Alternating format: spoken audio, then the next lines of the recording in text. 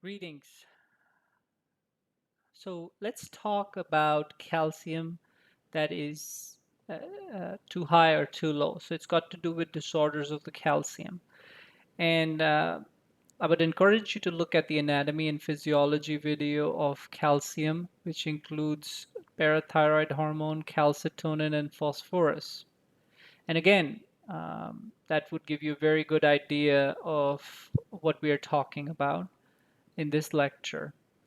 Um, Additionally, what I am going to do is the disorders of the parathyroid hormone very closely affect the calcium levels.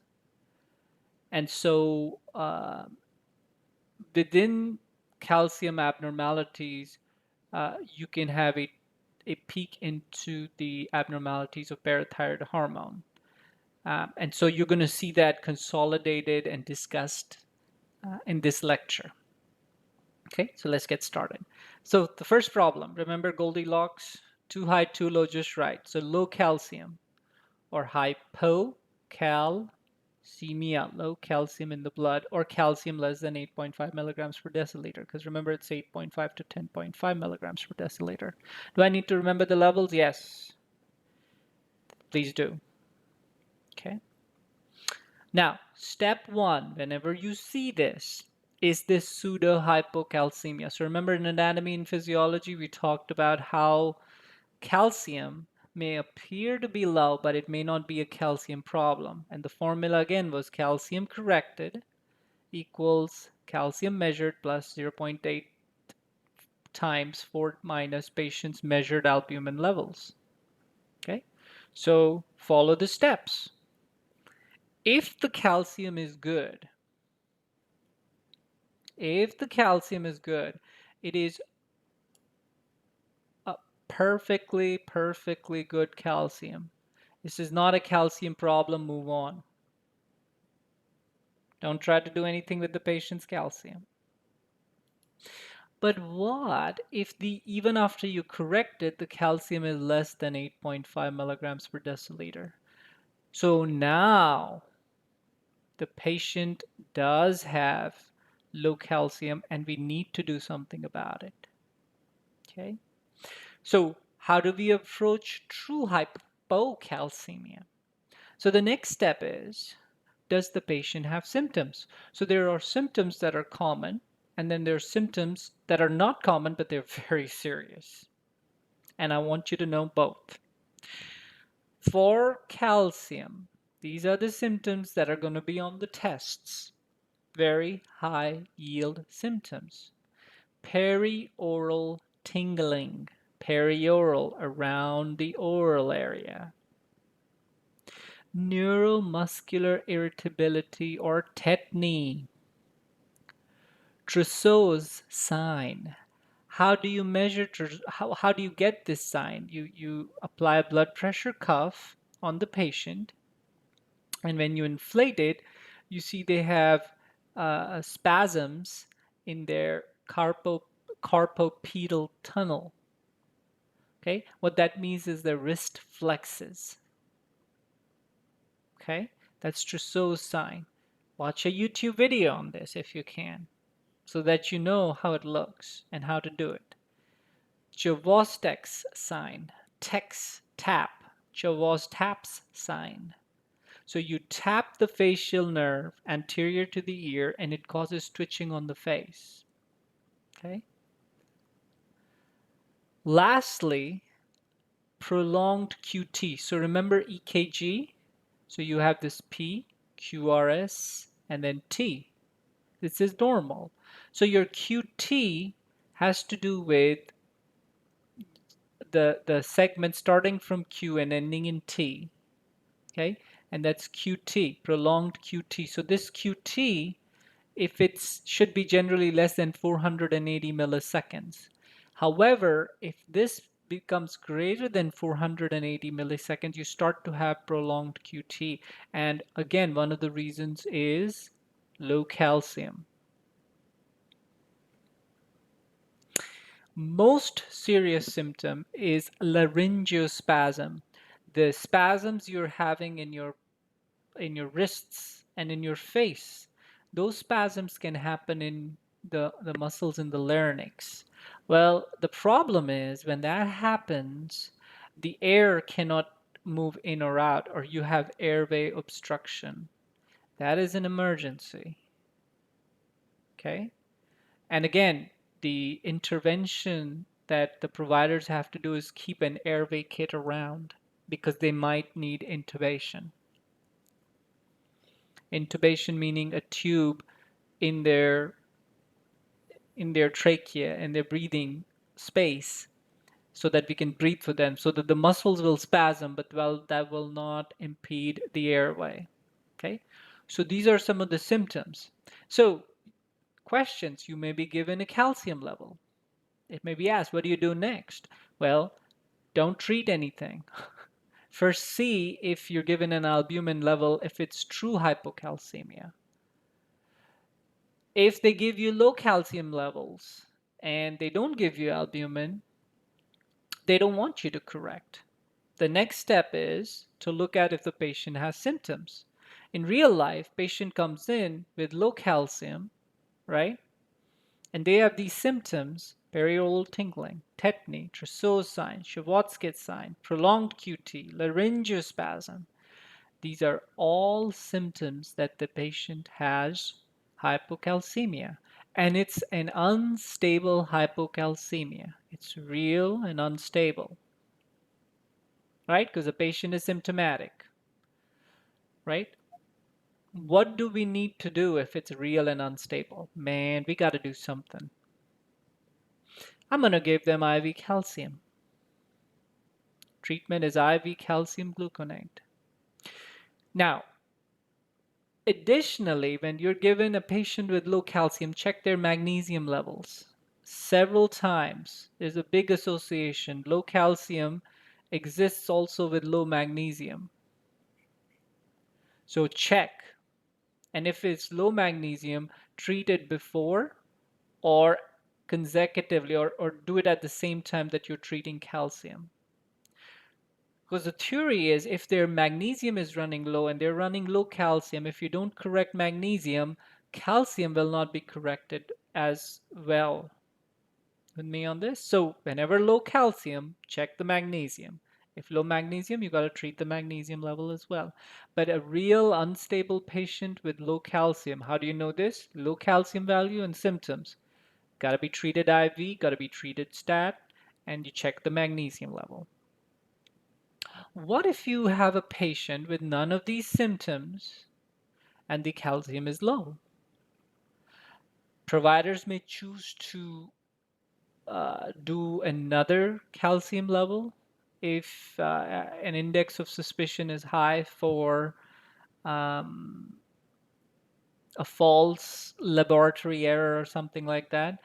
But let's say even that comes out to be, again, we do a recheck and turns out it is calcium which is low.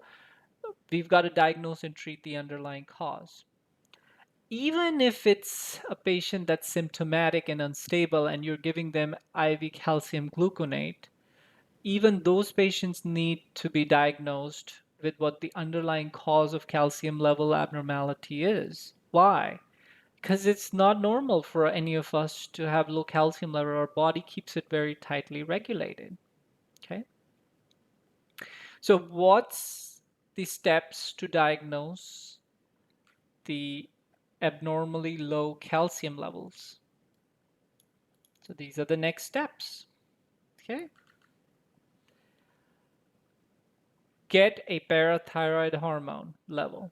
That's what you would expect the provider to do. So whenever you see in the question, okay, they've been given IV calcium gluconate, symptoms are good, what's the next thing you're expecting the provider to do? Get a parathyroid hormone. If the calcium is low, what are you expecting the parathyroid hormone to do? High. I'm expecting a high parathyroid. So if that's good, if your parathyroid levels are high, then it's not a parathyroid problem. If your parathyroid hormones are low, then that's a problem. That is your problem. That's a parathyroid hormone issue. Okay? So again, when you get your parathyroid hormone levels, you're going to see low calcium, high parathyroid hormone. That's normal response. It's not a parathyroid issue. If you have low calcium and low parathyroid hormone, dude, dudette, that parathyroid hormone's messed up. I need it high, it's low. So it is a parathyroid issue. Okay? It is not a normal response to low calcium. It is actually causing the low calcium. Okay? So what parathyroid issues can cause low calcium? Usually an insult on the parathyroid gland actually causes parathyroid hormones to not produce parathyroid hormone. And that leads to low calcium. And that leads to symptoms, whether it be arrhythmias, which may be common and may get lethal, or it may not be as common, but laryngospasms. That's life-threatening. Then you have the Chavotsky sign, Trousseau's sign, tetany, right? We looked at it a second ago. So what are things that cause insult on parathyroid glands? What if I have an autoimmune disease? That's one. What if there's head and neck surgery that happens, including removal of thyroids and working on parathyroid glands? All of these lead to damage to parathyroid glands, leads to low parathyroid hormone, leads to low calcium. How do you fix it? You can't. After surgery, you gotta give them some time for the other parathyroid glands to kick in. Till then, you manage their airway. Why? Because low calcium gives you laryngospasms. So a lot of times these patients would have an airway taped to the bed or the headboard, so that if something happens, they start to go into airway issues. You call the providers, they have all the equipment that's necessary to intubate. And we try to avoid this situation by replacing their calcium. When you're replacing calcium, what do you got to look out for? Magnesium. When it's an autoimmune disease, you got to manage the autoimmune disease. And you try to replace their calcium. So that's an easy fix for issues of the parathyroid glands that are causing low calcium. Well, what if the calcium is low and your parathyroid gland is working just fine by producing lots of parathyroid hormone? Then it's not a parathyroid issue. So what it could be an issue of is, hey, we're not ingesting a lot of calcium, and if we're not absorbing it, we're peeing too much of it out, or it's getting redistributed in the body with sequestration. Let's take a look at it very quickly. It's not getting absorbed or ingested. Could there be malnutrition? Yeah. What if I have anorexia? Or I'm in one of the countries, or I'm in a situation where I'm from low socioeconomic status, and so I don't have enough intake of calcium-rich foods. Okay? But by and large, most commonly what we see is an issue with vitamin D. This is where we're getting to see parathyroid hormones working good, but it's more of an issue with vitamin D that's not getting made a whole lot, and that's leading to osteopenia. Okay, osteopenia and osteoporosis. Okay, and again, how do we confirm it? We do a DEXA scan their bones, and we look at the condition of how dense their bones are.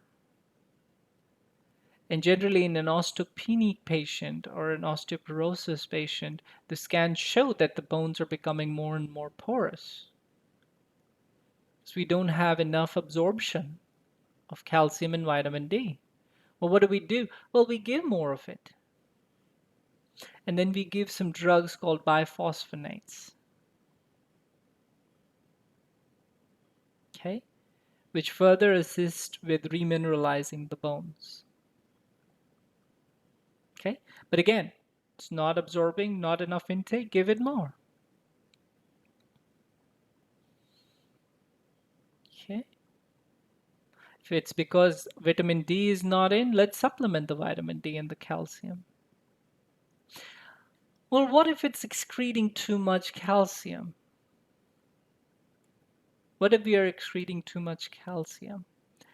And again, the kidneys are very good.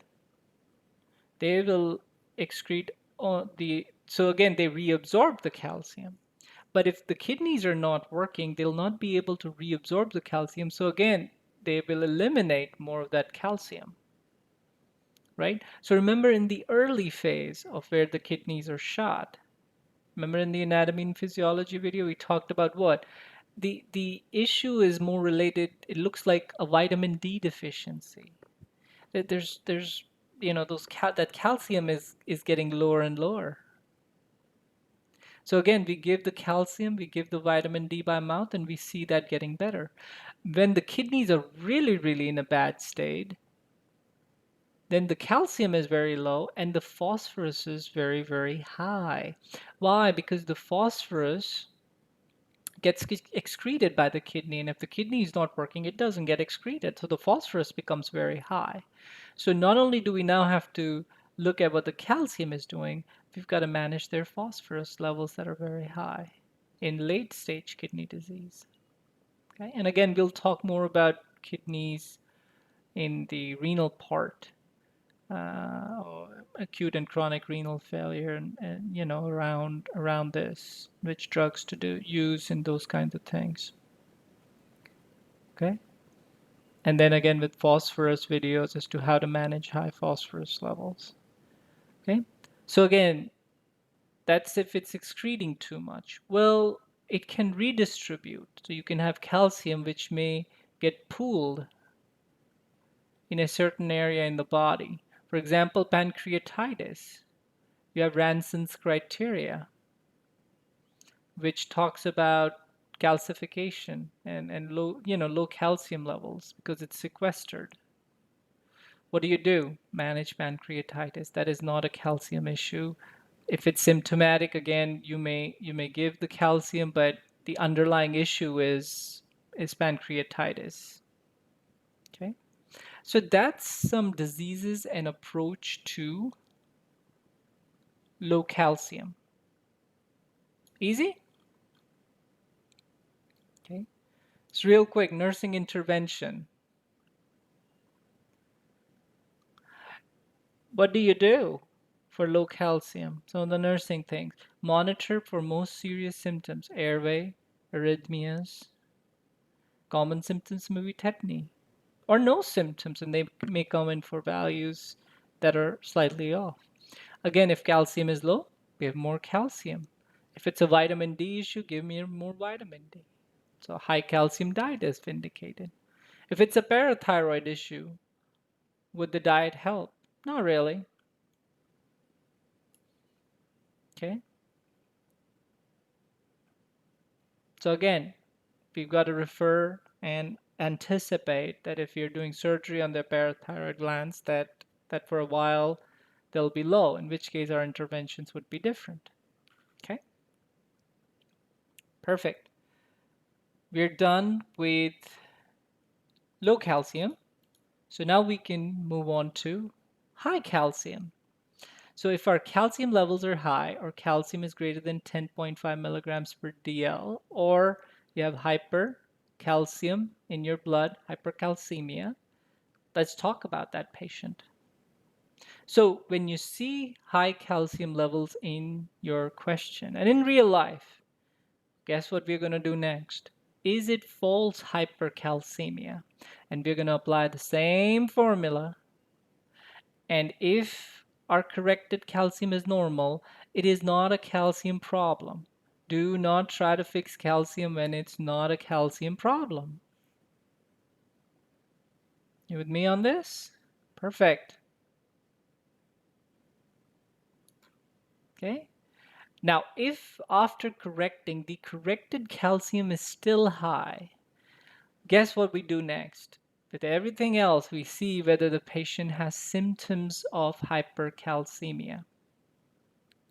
Does the patient have symptoms? What symptoms are you looking for in questions and in real life? And this is something that I picked up as I was training as an NP, which is stones, bones, moans, and groans. It's like rapping. Stones, so that's got to do with kidney stones or nephrolithiasis. So high calcium leads to more kidney stones. So if they have kidney stones, if they have bone or joint pain, so in other words, if those bones are becoming porous, they're going to have bone pain. And if that calcium is getting deposited in the joints, they're going to have symptoms, gout-like symptoms or inflammation of joints and joint pain. Okay? If they have moans, and that's got to do with altered mental status, high calcium leads to patients can have depression, lethargy, obtunned, and coma. But if they're altered in their mind and their mental status, that is a symptom of calcium and high calcium. And groans, which is, well, I call it constipation and weakness, because you got to groan when you got to get it out, because you're constipated, or you're weak and you're groaning when you're trying to move. So stones, bones, moans, and groans. If you got any of those, you're symptomatic. But what if you don't have any? You have high calcium, which got corrected and it's still high, and you don't have any symptoms. If you don't have any symptoms, recheck. Recheck the calcium levels. And if the calcium levels are normal on the recheck, this is not a calcium abnormality. You just got a bad lab. That's all. So don't chase it. You're done. But if on recheck your calcium levels are still elevated, and that too after correction, that means the patient has what? Has real hypercalcemia, but it's stable because no symptoms. That means you have time. What you do is you diagnose and treat underlying cause. Perfect, right? Now, what if you have symptoms? So you are having a patient that has high calcium, you correct it, it's still high, and the patient has one or more of stones, bones, moans, and groans. Now, you've got to do two things. You have a real real hypercalcemia, high calcium patient that is unstable, right? So I got to do two things. First, I got to manage this high calcium state because they're symptomatic. That's what I got to do. And then the second thing I got to do is I got to diagnose and find out what's underlying disease that's causing this and treat that disease. So again, if have symptoms and their levels are high after correction, then they're unstable and we need to treat the calcium immediately. So let's talk about that first. The early treatment, normal saline. Give them fluids. Give them fluids. Give them fluids. Fluids, fluids, fluids. You're going to give isotonic, hypertonic, or hypotonic. Safest to give isotonic. You've done the fluid and electrolyte lecture. You know why. Isotonic. Okay? The go-to one may be normal saline. You run it around 200, 300 ml an hour. That's usually what's prescribed. And you're trying to get their urinary output to 100 to 150 ml an hour. When you're giving somebody fluids, right? As a provider, as a nurse, what do you assess them for? Symptoms of ECF overload, extracellular fluid overload, hypervolemia. If you're not sure about this, review the fluid lecture. It's very, very, very, very, very important. See, you can come up with as many questions. You can have somebody who is in kidney failure, right? Get a joint manifestation. of high calcium, or you may have a heart patient, or you may have a completely normal patient that um, develops stones.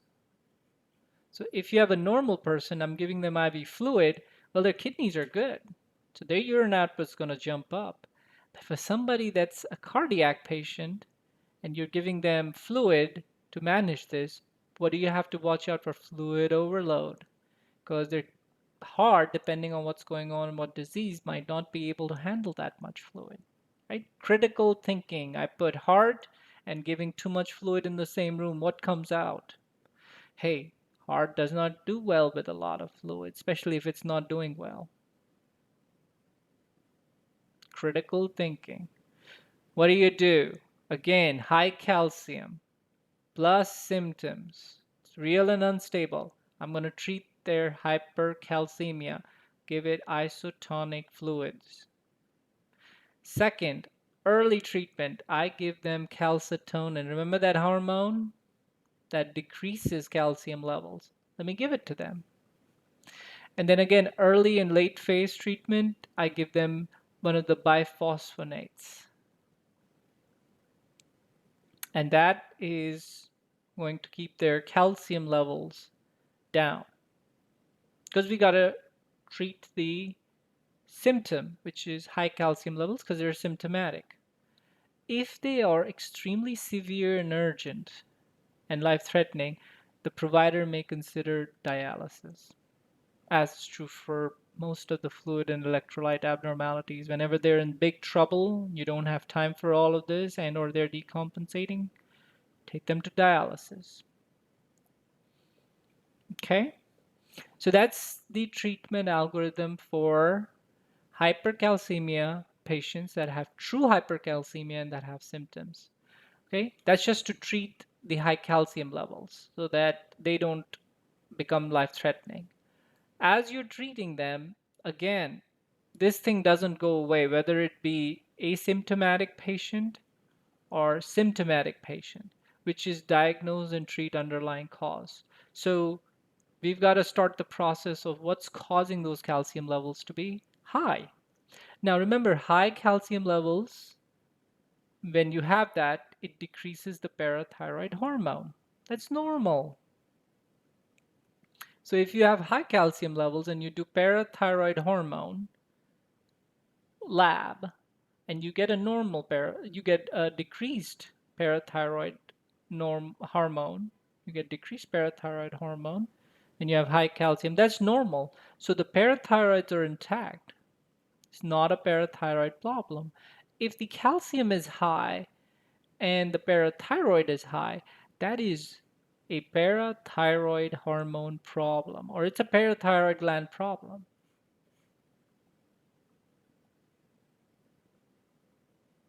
Okay? So let's do it one more time. So if the calcium is high and the parathyroid hormone is high, that's not appropriate, right? Because the parathyroid hormone should be low. So it's actually causing the calcium levels to be high, and it's not responding appropriately.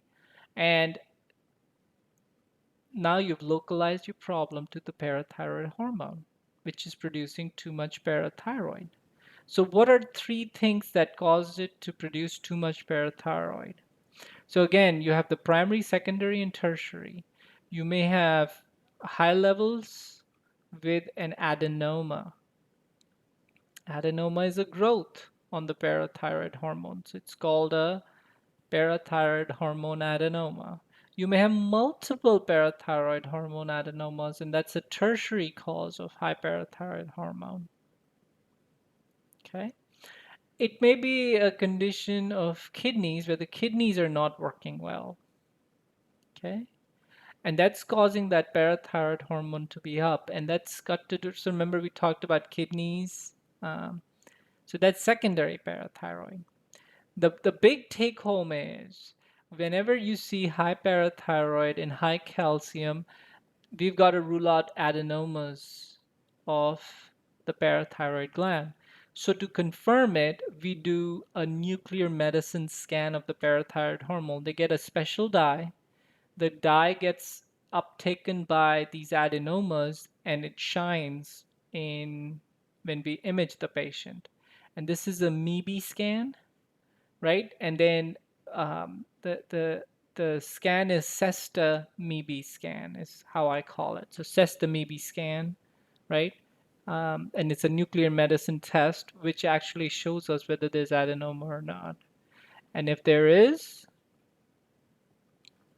we've got to do a surgical consult. That's a surgical consult. And the surgical consult has to do with resection or removal of that adenoma. Okay, so after the resection is done, remember we talked about how the calcium levels can drop precipitously because of insults on the parathyroid gland. So we've got to watch out for that. Immediately post-op, laryngospasms replacing calcium, keeping eye on magnesium. Also, after you resect it, there's a syndrome called hungry bone syndrome. So post-op, the calcium levels may be low despite the normal PTH or parathyroid hormone because you've taken out the adenoma, right? So again, that needs to be managed. And there's a thinking that that's because when you start to mess around with the parathyroid hormones, there's a decrease, sudden decrease. And so it takes a while for the body to readjust. So again, hungry bone syndrome, the big thing is calcium, phosphorus, magnesium are all three low and the potassium is high. So all four need to be managed. Okay. Here in this pathway, what happens? So calcium is high, parathyroid hormone is high, right? Calcium is high, parathyroid hormone. If kidneys are good, the phosphate or the phosphorus is going to be eliminated just fine. So those levels are going to be just fine or low. That means the kidneys are good. If the MEB scan is good, there's nothing you can see in it, and the phosphate is higher, that means there's an issue with kidneys. That's probably secondary. Yes? Perfect. Okay, so that's increased calcium, diagnosing the underlying condition, right? We look at parathyroid hormone. Hyperthyroid hormone means parathyroid problem, primary, secondary, tertiary. We looked at labs. If it's kidney, we manage the kidney. The other two we diagnose based on nuclear medicine scan. If the adenoma comes back positive, remove the troublemaker. And then after the troublemaker is removed, manage some of the symptoms that come out of the removal of the troublemaker. Like, what if the calcium is high and the parathyroid hormone is low? That means parathyroid hormone or gland is just intact. This is another issue. This is a non-parathyroid issue. So let's take a peek at that. Okay. So again, low parathyroid. So that means this is high calcium, low parathyroid. It's perfect. However, it's a non-parathyroid issue. So what are some of the non-parathyroid issues? Well, you can have increased absorption of calcium. What if I take too much of vitamin D? I'm one of those people that go get herbs and supplements from the market and I think if one pill is what's recommended, I'm going to take 6 pills because my bones are going to become like Wolverine, very strong. Well, that increased vitamin D will lead to increased calcium and increased phosphorus absorption, right? Yes. So now you have increased calcium, increased phosphorus, and decreased PTH. Well, wait, wouldn't the kidneys get rid of this extra phosphorus? Yes, they would. However, they do it under the influence of parathyroid hormone. There is no parathyroid hormone, it's being suppressed by higher levels of calcium. Parathyroid hormone is doing its job. kidneys are doing their job. The problem's got to do with vitamin D. So here, the calcium is high, the phosphorus is high, and the parathyroid hormone is low. Stop the vitamin D. Stop taking them 6 pills, or more pills than one should take. Additionally, what else can happen? It could be because there's increased breakdown of bone. And so what are things that can break the bone down? Cancer. Cancer is a pathology or a pathological disease that can actually erode the bone. So what happens when one erodes the bones? You have high calcium, high phosphorus, low parathyroid. Parathyroid is going to say, hey, there's too high calcium, so I'm not going to have a lot of parathyroid. So that phosphate is not going to get excreted. So high calcium, high phosphorus, low parathyroid hormone. Okay. What separates the two? Bone pain.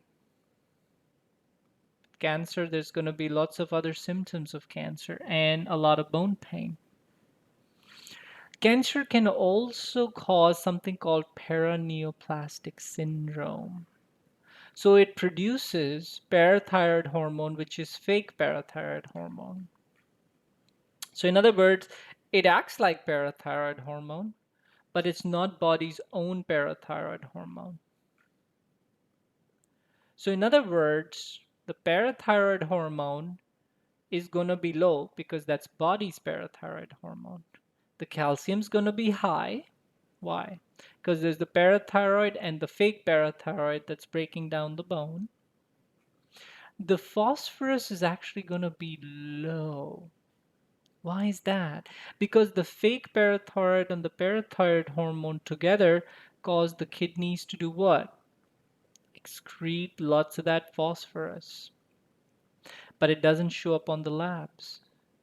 Can one actually do a test to get this parathyroid-like hormone? Yes. Yes. And small cell, again, lung cancer, there's a type of lung cancer that actually causes this. And again, the treatment of this is managing cancer. Managing cancer. So again, both of those we manage cancer. But you see how you can have calcium, which is high, and if the parathyroid is very high, then that's a parathyroid gland issue, which we manage. If the calcium is high and the parathyroid is low, that means the parathyroid is working good, right? Parathyroid is working good. I'm going to check their vitamin D, see how much they're taking. I'm going to see if they have any bone erosions by cancer. And then I'm going to do phosphorus levels, because if you see, this is the only time when the phosphorus level is low in the presence of high calcium and low parathyroid hormone because of presence of parathyroid-like hormone. And if that's the case, it's some cancer such as lung cancer, you may see the provider ordering chest CT or scans to rule out the diagnosis. Okay. So that's management of hypercalcemia, and then seeing which diseases are associated with it, and then where to go from there. Okay, so let's do a quick recap to make sure we covered everything. So let me just change the way this video looks. Very good, so that you can have a broader view. So we started with calcium, and low calcium we first corrected to see if it's a calcium problem. Let's say the calcium is normal, that means it's false hypocalcemia, do not correct. If the calcium is low, we see if the patient has symptoms. If they do have symptoms, it's real and unstable. What are the symptoms? Trousseau sign, Chavotsky's sign, prolonged QT, perioral tingling, neuromuscular irritability, and the most serious laryngospasm. So in a question, if you see these along with low calcium, um, they're telling you it is unstable and real hypocalcemia. They want you to expect an order of IV calcium and check magnesium to rule out decreased magnesium, because if there is magnesium, we got to treat it. Okay. If the patient doesn't have any of these symptoms and it is true hypocalcemia, then we diagnose and treat the underlying cause. Low calcium, we're expecting hyperthyroid. So if that's what we see, it's a normal response, then it's an issue of either I'm not absorbing because of low vitamin D, I'm excreting too much because my kidneys are shot, or I am redistributing it in diseases like pancreatitis. And again, we manage those differently. If you're not absorbing because of decreased vitamin D, we'll give vitamin D. If you're excreting too much because of renal issues, we manage early and late phase renal issues and calcium and vitamin D by giving vitamin E and calcium in early phase, and late phase managing their phosphorus. And with sequestration, we manage the actual disease that's causing the redistribution. If the calcium is low and the parathyroid hormone is low, it's a parathyroid issue. And the biggest one is insult on a parathyroid gland. And the biggest thing to do is to manage what's caused that insult. So if it's surgery, got to give it time to heal and manage complications such as airway and replacing calcium. If it's autoimmune, treat the autoimmune. And again, um, that's hypocalcemia.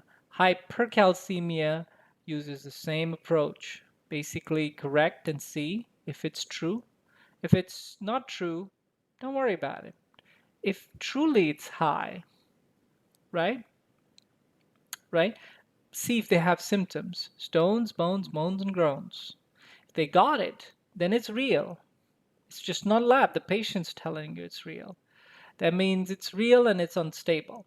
If that's the case, you got to treat the symptom. High calcium is a symptom of an underlying issue, but we got to treat that symptom first because it's unstable. The solution to that is diluting it with isotonic fluid, and early phase giving them calcitonin, and early to late phase adding biphosphonate if it's severe and urgent, dialysis. And then once we are managing this, then we diagnose and treat underlying issue. If they don't have any symptoms, let's recheck them levels again, the calcium levels. And if the calcium levels are normal this time, it's no calcium abnormality, was a lab error the first time. But if the calcium levels after recheck and correcting are still high, that means it's a real hypercalcemia, but it's stable because they don't have any symptoms. Then diagnose and treat the underlying cause. High calcium means low parathyroid. If it's low parathyroid, then it's an issue, not of parathyroid, but either an issue of absorbing too much, things like too much vitamin D, or cancer, which can cause erosion of the bone and breakdown, which looks slightly different from perineoplastic syndrome with fake PTH or PT-like hormone, parathyroid-like hormone produced by the tumor. Okay, and again, that's management of cancer is what the big goal is in that one.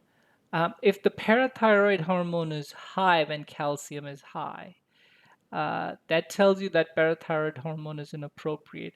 There's a tumor, an adenoma, most likely that is actually causing the secretion of parathyroid, even though the calciums are high. Parathyroid growth, bad cell just doesn't care. That adenoma doesn't care. So we confirm it with a scan, and we then remove it. We remove if the scan shows yes, then we remove the adenoma by surgery. And post surgery, we got to watch out for the low calcium levels and hungry bone syndrome. And so that would be step by step management of calcium, high and low. How do we then diagnose what's going on? And then how do we intervene on the diseases that are diagnosed in that order? And that would be your calcium